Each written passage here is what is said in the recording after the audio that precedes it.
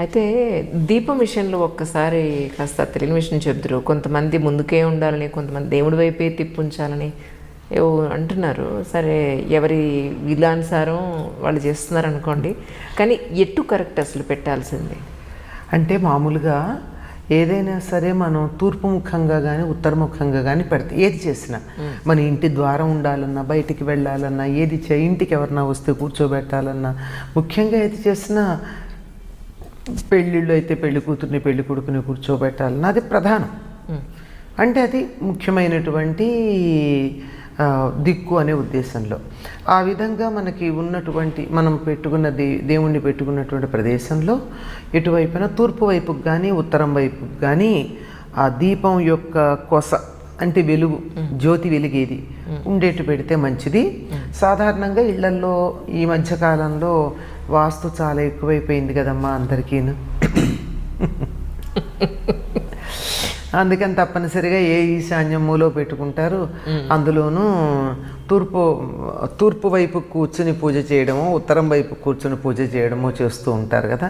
అట్లా ఉన్నప్పుడు తూర్పు వైపుకు మనం కూర్చుని ఉంటాం, మన వైపుకి పశ్చిమం వైపుకి దేవుడు మనకు చూస్తున్నట్టు ఉన్నప్పుడు ఇలా దీపం పెట్టామనుకోండి, పక్కగా పెడితే ఇటు తూర్పుకి వెళ్ళినట్టు ఉంటుంది, అటు ఉత్తరం వైపుకి వెళ్ళినట్టు ఉంటుంది. అది ఇలాంటి వీరు ఎలా పెట్టినా పర్వాలా, నా వైపుకు పెట్టుకున్న సమస్య ఉండదు. ఎందుకంటే చెప్పచ్చు, వేడి దేవుడికి ఎందుకు తగలాలి, వెలుగు చాలు కదా అని. ఇలా పెట్టినటువంటి ఒక చిన్న పిల్లవాడు అన్నమాట నాకు. అందుకని నాకు చాలా ఆశ్చర్యం అనిపించింది. ఇటెందుకు రా తిప్పావు అని అడిగితే, అబ్బా ఆ వేడి దేవుడికి ఎందుకు తగలాలి అన్నాడు. ఓకే. అంటే వాడు అక్కడ ఉన్నటువంటి బొమ్మలో బొమ్మని కాకుండా విగ్రహంలో సాక్షాత్ దైవాన్నే చూశాడు. అందుకని ఇటు పక్క కొంచెం తిప్పాడు, అమ్మో అని. అట్లా ఎటు పెట్టినా పర్వాలేదమ్మా, కాకపోతే ఒకటి దక్షిణం దిక్కుకు పెట్టద్దంటారు. దక్షిణం వైపుకు చూసి, దక్షిణం ఎప్పుడు యమస్థానం గనక అటువైపు పితృదేవతలు ఉంటారని మనకు ఒక విశ్వాసం గనక అటువైపుకు కాకుండా పెట్టుకోవచ్చు. ఏమీ తప్పులేదు ఎటు పెట్టినా. అయితే మీరు ఇందాక ప్రశ్న ప్రారంభంలో ఒక మాట అన్నారు, కామాక్షి దీపాల గురించి. అవును. కామాక్షి దీపం ఎట్లా పెడతారమ్మా, ఇట్లా ఉందనుకోండి దీపం, ఇక్కడ అమ్మవారి ముఖం ఉంటుంది, ఇక్కడ దీపం ఉంటుంది, ఒత్తులు ఇటొకటి ఉంటాయి, కొన్నిటికి ఇటు మాత్రమే ఉండి ఇటు ఉండవు. ఇప్పుడు ఇక్కడ దీపం పెట్టాను, దీపం ఎటుంది, అమ్మవారి వైపు లేదు కదా. ఇప్పుడు ఇప్పుడు దేవుణ్ణి నేను ఇక్కడ పెట్టుకుని ఇక్కడ దీపం పెడితే ఇటువైపుకు పెట్టుకోవాలా, అటువైపుకు పెట్టుకోవాలా? అంటే ఇవన్నీ ఒక ప్రాంతీయమైనటువంటి ఆచారాలు, తర్వాత కొన్ని మనుషులకు ఉండేటటువంటి వేడుకలు ఇవన్నీ. కానీ ప్రధానంగా మాత్రం మనం దీపం ఎవరి కోసం పెడుతున్నాము, భగవంతుడి కోసం పెడుతున్నాం. ఆయన వైపుకు ఉండేటట్టు ప్రధానంగా ఉండడం ముఖ్యం. తర్వాత అసలు మిగిలినటువంటి వాటికి దీన్ని ఏమంటామంటే మనం దీపారాధన అంటున్నాం. అవును. మామూలుగా అయితే దీన్ని అంటున్నామా, అగరొత్తులు వెలిగిస్తే ధూపారాధన అంటున్నామా, అంటం లేదు. అంటే దీపం వెలిగించి ఆ దీపపు సెమ్మ కానీ దీపపు కుంది కానీ దానికి కుంకుమ పెట్టి గంధం పెట్టి అక్షతలు వేసి పెద్ద పెద్ద పూజలు చేసేటప్పుడు దానికి నివేదన కూడా చేసి ఆ తర్వాత కదా మనం పూజ మొదలు పెడుతున్నాం. అంటే అసలు భగవంతుడు జ్యోతి స్వరూపుడు. ఆ జ్యోతిని ఆరాధించడం మనకి మనసు కేంద్రీకరణ కుదరదు కనుక ఆయనకు రూపకల్పన చేసుకుని ఒక విగ్రహాన్ని దాన్ని పెట్టుకుంటున్నాం. ఇలా జ్యోతి స్వరూపుడైనటువంటి ఈ భగవంతుణ్ణి అన్ని దిక్కులా ఉంటాడు గనక ఈ ఎటు పక్కకని పెడతాం. ఇది కదా కరెక్ట్ పాయింట్. ఏ దిక్కులో ఉన్నాడు, సర్వాంతర్యామి అనుకుంటాం. సర్వాంతర్యామి. అందుకే ఊర్ధ్వ దిక్కుకు వెలిగేటట్టుగా మధ్యలో బొడ్డు ఒత్తి కూడా పెడతారు. అది పైగా 5 దీపాలు 5 వైపుల దీపాలు పెట్టే పద్ధతి కూడా ఉంది. చాలా పెద్ద పెద్ద సింహాలకు 5 వైపులా దేవుడి దగ్గర పెట్టి 5 వైపులా దీపాలు పెడితే అది ఒక్క దీపం అన్నా కనీసం దక్షిణం వైపుకి ఇంకొకటి పడమర వైపుకి చూస్తూనే ఉంటాయి కదా, అవి దోషం కాదా? ఇలా లోతుకు వెళ్ళిన కొద్దీ ఎలా వస్తాయంటే గొంగట్లో భోజనం చేస్తూ వెంట్రుకలు ఏరుకుంటున్నట్టు ఉంటుంది. ఓకే. అందుకని ఒకటి స్థూలంగా పాటించి, ముఖ్యంగా భావన చాలా ప్రధానం. మన శుద్ధిగా కనుక చేసినట్టయితే, మనకి దీనికి సంబంధించి కథలు కూడా ఉన్నాయి. ఒక మూర్ఖపు భక్తుడు, మూఢ భక్తుడు ఎటుపక్కకి వెడితే అటుపక్కకి ఆయన దీపం ఎటు పెడితే దేవుడు విగ్రహం అటు మారినట్టు శివుడికి సంబంధించిన కథల్లో అట్లా ఎవరో ఇట్లాంటి వాళ్ళు వచ్చి ఇలా మాట్లాడతారు కదా, మాట్లాడితే ఎక్కడ లేడు అన్ని చోట్ల ఉన్నాడు అన్నట్టు. అది నిరూపించడానికి ఇక్కడ ఉన్నాడో చూడంటే వీడి దీపం ఎటు పెడితే అటు పక్కకి లింగం తిరిగింది అని ఇలాంటి శివభక్తుల కథలు మనకి కనపడుతూ ఉంటాయి. అంచేత సర్వాంతర్యామైనటువంటి భగవంతుడిని ఆరాధించటానికి మన మనసు కేంద్రీకరణకు ఒక చోట ఒక ప్రదేశం కుదుర్చుకుంటాం కనుక అక్కడ అన్ని అర్చనలు చేయడానికి అవకాశం ఉంటుంది కనుక ఆ వరకు మాత్రమే, అంతవరకు మన నియమం పాటిస్తే చాలు. మిగిలిన అన్నింటి జోలికి వెళ్ళి జీవితాన్నంతా అయోమయం చేసుకోవాల్సిన పని లేదు. బాగుంది. ఆస్పీషియస్ డేస్ అంటే కొన్ని పర్టికులర్గా నాగుల చవితి కానీ, లేక అట్ల తద్ది కానీ, లేకపోతే ఇప్పుడు అంటే అట్ల తద్ది ఎవరు చేయట్లేదు అనుకోండి, ఇలా ఏదైనా స్పెషల్గా ఉండే డేస్ పండగలప్పుడు కానీ, శివరాత్రి కానీ ఉపవాసం అనేది చాలా పెద్ద, దాని మీద చాలా చాలా అనుమానాలు ఉన్నాయి చాలామందికి. అస్సలు తిరని వాళ్ళకి షుగర్లు ఉంటాయి, బీపీలు ఉంటాయి, అయినా సరే ఏదో చేసేయాలని ఒక తాపత్రయం, సాయంత్రం అయ్యేటప్పటికి పడిపోతారు వాళ్ళు. నేనంటాను, ఇంత ఎవ్వరూ అడగరే బాబు, ఎందుకు ఇలా చేసేస్తున్నారు? నేను ఇంతవరకు ఒక్కరోజు కూడా ఉపవాసం లేను, ఆయన దండం పెట్టుకుంటాను, ఏదో ఒక శక్తి ఉందని అయితే నమ్ముతాను. అలా ఉండడం మంచిదేమో అంటాను. మీ ఉద్దేశ ప్రకారం ఏది కరెక్ట్ అంటారమ్మా? అసలు ఉపవాసం అంటే అర్థం తెలియక వచ్చేస్తున్న సమస్య ఇది. ఉప అంటే సమీపంలో, వాసం అంటే ఉండడం. ఉపవాసం అంటే సమీపంలో ఉండడం. దేని సమీపంలో ఉండడం? ఏ రోజు నువ్వు ఉపవాసం ఉండాలని అనుకున్నావో దానికి ఏదో ప్రత్యేకత ఉంది కదా, ఆ ప్రత్యేకతకి సమీపంగా ఉండడం. ఉదాహరణకి శివరాత్రి అనుకుందాం, శివుడికి సమీపంగా ఉండడం. వైకుంఠ ఏకాదశి అనుకుందాం, విష్ణువుకు సమీపంగా ఉండడం. సమీపంగా ఉండడం అంటే వెళ్ళిపోతామా, వైకుంఠంలోకి వెళ్ళిపోవనా, కైలాసంలోకి వెళ్ళిపోతామా? వెళ్ళలేం కదా. అంచేత ఆ భగవంతుడి యొక్క జ్ఞానం నిరంతరం తలుచుకుంటూ ఉండడం, భగవద్ధ్యానంతో రోజంతా గడుపుతూ ఉండడం. భగవద్ధ్యానంతో రోజంతా గడపాలి అంటే ఏమవుతుంది? అన్నం తిన్నామనుకోండి కడుపు నిండా, కాసేపు బద్ధకం వస్తుంది, కళ్ళు మూతపడతాయి. ధ్యానం నమశివాయ నమశివాయ వస్తుంది, సహజం. ఎందుకు అంటే మన శరీరంలో ఉండేటటువంటి శక్తి ఒక్కొక్కసారి ఒక్కొక్క చోట కేంద్రీకృతం అవుతుంది. ఎక్కడ జీవ ప్రక్రియ ఎక్కువ జరుగుతూ ఉంటుందో, మెటాబాలిక్ యాక్టివిటీ అంటారు, అక్కడికి మన జీవశక్తి వెళ్ళిపోతుంది. ఇప్పుడు అన్నం తిన్నామనుకో, మొత్తం అంతా ఎక్కడ చేరుతుంది? కడుపు దగ్గర చేరుతుంది. అందుకని అక్కడ చేరేటప్పటికల్లా రక్త ప్రసరణ ఇక్కడికి తగ్గుతుంది, దాంతో కళ్ళు మూతలు పడతాయి. అన్నం తినంగానే నిద్ర రావడంలో ఉన్నటువంటి ఆంతర్యం అది. అందుకని ఇక్కడ ఇలా నా కళ్ళు మూతపడకూడదు, నేను చేస్తున్న జపం మీదో, చదువుతున్న పుస్తకం మీదో, లేదా చేస్తున్న పూజ మీదో నాకు దృష్టి కేంద్రీకరించబడి ఉండాలి అంటే కొంచెం నా శక్తి ఇక్కడికి వెళ్లకుండా ఇక్కడికి వెళ్ళేట్టు చూసుకోవాలి. అందుకని ఉపవాసం చేయమన్నారు. ఉపవాసం అంటే ఏమిటో మళ్ళీ పూర్తిగా అర్థం కాల. ఉపవాసంలో తినకుండా ఉండడం ఒక భాగమే అంతే. అయితే అసలు తినకుండా ఉండడమా? అసలు తినకుండా ఉండమని ఎక్కడా చెప్పలేదు. మనకేం చెప్పారంటే కనీసం 3 పురిసెళ్ళ నీళ్లు తాగమన్నారు. అంటే అరచేతిలో ఒకసారి నీళ్లు పోసుకుని 3 సార్లు పోసుకుంటే కేశవేశ్వ, నారాయణేశ్వ, మాధవేశ్వ అని సుమారుగా ఈ కప్పులో సగానికి అవుతాయి నీళ్లు. అంత నీళ్లు తాగి ఇక్కడి నుంచి ఇక్కడికి ఉండేటటువంటి ఈ గాలిపోయే గొట్టం అంతా శుచిగా, చక్కగా, ఇబ్బంది లేకుండా ఉండేట్టుగా చూసుకోవాలి. ఇది మామూలుగా నిత్యం చేసేటటువంటి పని. కానీ ఈ శరీరం దాని జీవ ప్రక్రియ చేసుకుంటూ పోతూ ఉంటుంది.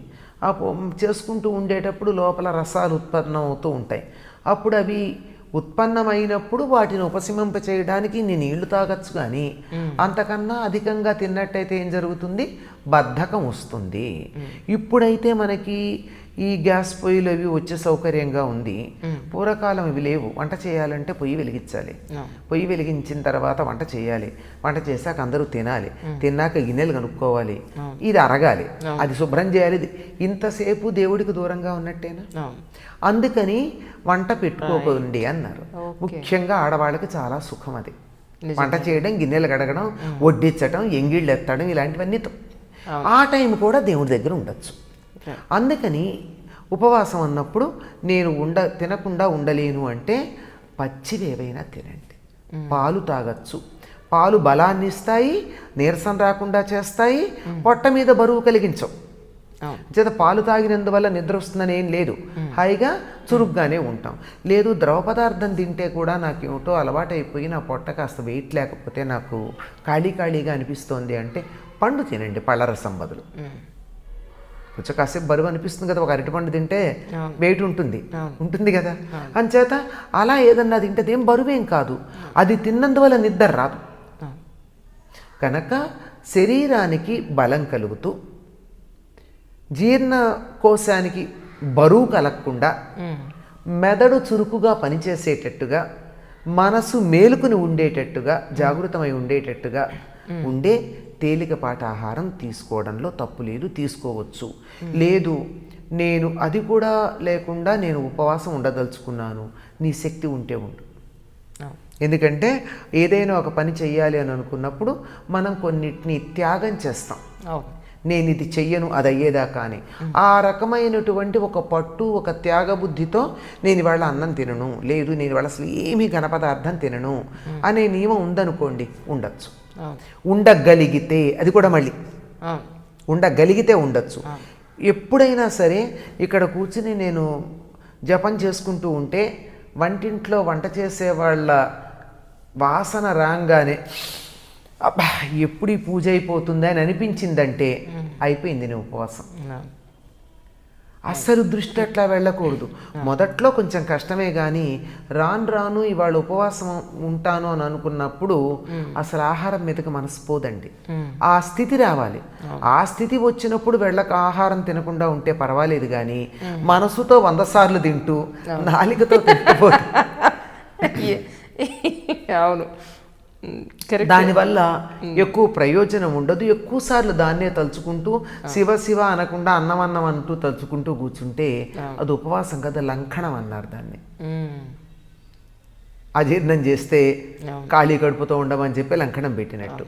తర్వాత ఈ ఉపవాసాలు చేయడంలో కూడా పద్ధతులు ఉన్నాయి. ఇది కార్తీక మాసంలో మనకి చాలా బాగా చెప్తారు. నక్తాలు, అర్ధనక్తాలు అట్లా.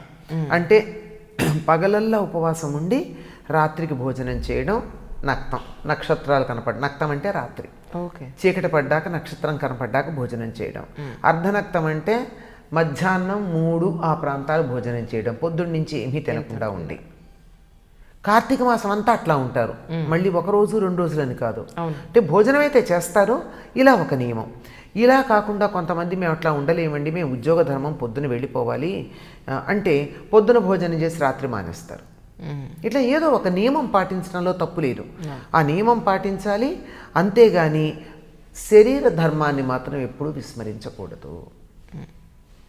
బీపీ, షుగర్ మాత్రలు వేసుకొని వాళ్ళు కొంచెం తక్కువే కనపడుతున్నారు ఈ కాలంలో.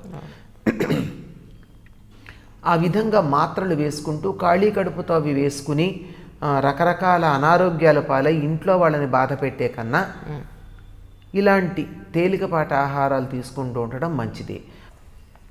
అయితే ఈ ఆహార నియమం అన్నది అనేక రకాలుగా ఉపయోగపడుతుందమ్మా. క్రిస్టియన్స్ కూడా లెంట్ పీరియడ్లో 40 రోజులు ఒక నియమం పాటిస్తారు.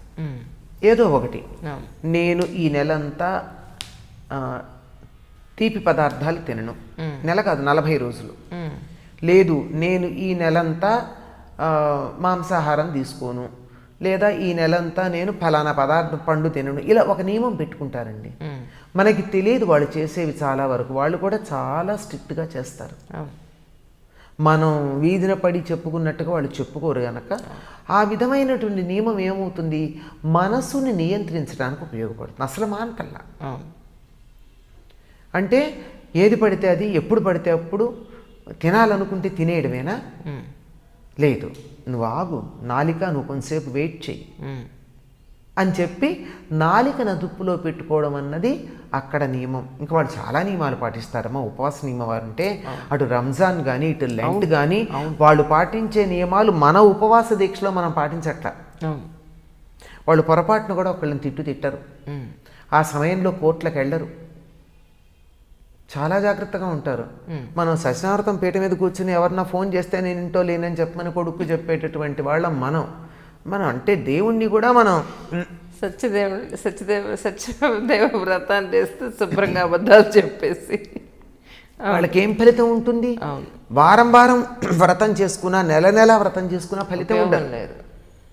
కనుక ఒక నియమం పాటించడం కోసం, మనసుని నియంత్రించుకోవడం కోసం చెప్పుకున్నదే తప్ప శరీర ధర్మాన్ని అతిక్రమించి చేయకూడదు.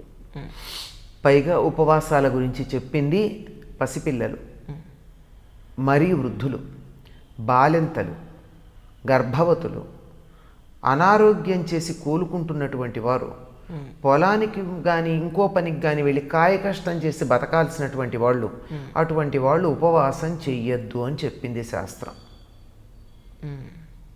చూడండి, ఇది మర్చిపోయాం మనం. ఏదో ఒకదాన్నే పట్టుకుంటారు మన వాళ్ళు. అది తర్వాత ఇలాంటి కటిక ఉపవాసాలు చాలా దోషమని కూడా చెప్పింది. నిర్జల ఉపవాసం ఒక్క సంవత్సరంలో ఒక్కసారి మాత్రమే చేస్తారు. ప్రతిసారి నేను ఉపవాసం ఉన్నాను గనక నీళ్లు దాగను, భూమి మింగను, ఇదంతా కొంచెం కఠినమైనటువంటి పద్ధతి, కొంచెం తమోగుణ ప్రకోపాన్ని కలిగించేటటువంటిది. మరి రాక్షసులు కూడా తపస్సు చేశారు, ఋషులు చేశారు, దేవతలు చేశారు. రాక్షసుల తపస్సు ఎట్లాంటిది, మునుల తపస్సు ఎట్లాంటిది చూస్తే మనకు అర్థం అవుతుంది. కనుక ఉపవాసాలు కూడా మన రాక్షసులు చేసినట్టు కాక మనుషులు చేసినట్టు చేద్దాం. శరీర ధర్మాన్ని అనుసరించి శరీరం చెప్పినట్టుగా వింటూ రేపొద్దున మనం ఇంకోళ్ళ మీద ఆధారపడాల్సిన పరిస్థితి రాకుండా ఉండేటట్టు, ఒకళ్ళు మనని తిట్టుకోకుండా ఉండేటట్టు నియమం పాటిస్తే చాలండి. ఉపవాసం, నేను ఇవాళ భోజనం చేయట్లేదు ఉపవాసం ఉన్నాను గనక అని చెప్పి వంటిల్లు కడుక్కోవడమో, పుస్తకాలు సర్దుకోవడమో, పెట్టెలు సర్దుకోవడమో, ఇంకో చోటకి వెళ్ళడమో, షాపింగ్ చేయడమో చేస్తే అది ఉపవాసం అవుతుంది, లంఘనం అవుతుంది. కనుక ఎంతసేపు ఉపవాసం అనుకుంటారో అంతసేపు దైవధ్యానం చేస్తే ఉపవాసం, లేకపోతే కాదమ్మా.